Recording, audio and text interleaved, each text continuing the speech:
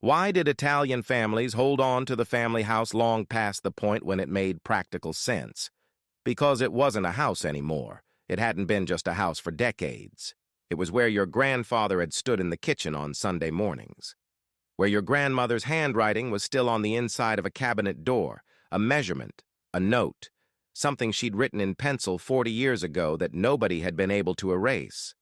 It was where the table had been, where the holidays had happened, where every version of your family that had ever existed had passed through and left something invisible behind.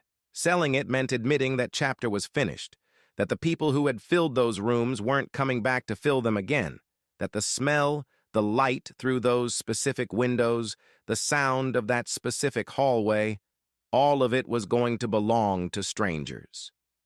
So the family held on, sometimes too long, sometimes past all logic, paying to maintain something that no longer made financial sense because the alternative was a loss that had nothing to do with real estate.